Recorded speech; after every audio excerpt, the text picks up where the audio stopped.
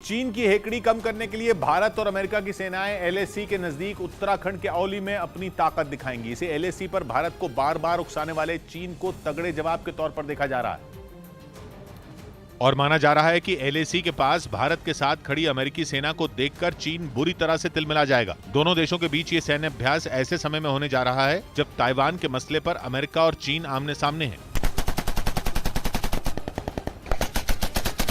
Nancy Pelosi के Taiwan दौरे के बाद दोनों देशों के बीच जंग जैसे हालात बन गए हैं। चीन ने ताइवान की घेरेबंदी तक शुरू कर दी है और दावा यह तक किया जा रहा है कि चीन कभी भी ताइवान पर हमला कर सकता है। दूसरी तरफ चीन को सबक सिखाने के लिए अमेरिका ने हिंद प्रशांत क्षेत्र में अपनी सैन्य गतिविधियां तेज कर दी और इन सब के बीच अमेरिका और भारत की सेनाएं एलएसी के पास उत्तराखंड के औली में युद्ध का अभ्यास करने जा रही हैं, जिसका मकसद वैसे तो दोनों देशों की सेनाओं के बीच समझ और सहयोग को बढ़ाना है, लेकिन बताया जा रहा है कि इस सैन्य अभ्यास के जरिए चीन को एक कड़ा संदेश देने की कोशिश की जाएगी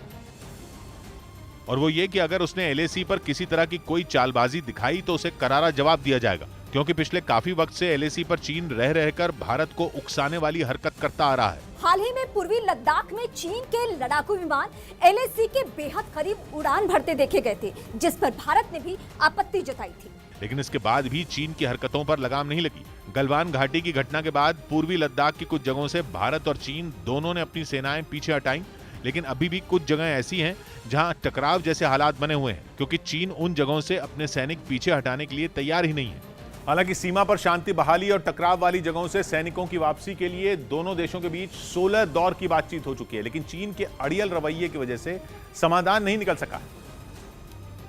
और वो लगातार भारत को उकसाने के लिए एलएसी पर तरह तरह के हथकंडे अपना रहा है। लेकिन एलएसी के पास अमेरिका और भारत के बीच होने वाली इस मिलिट्री एक्सरसाइज से उसकी टेंशन बढ़ने वाली है, या यूं कहें कि भारतीय सीमा में अमेरिकी फौज की मौजूदगी चीन को चिढ़ाने वाली होगी।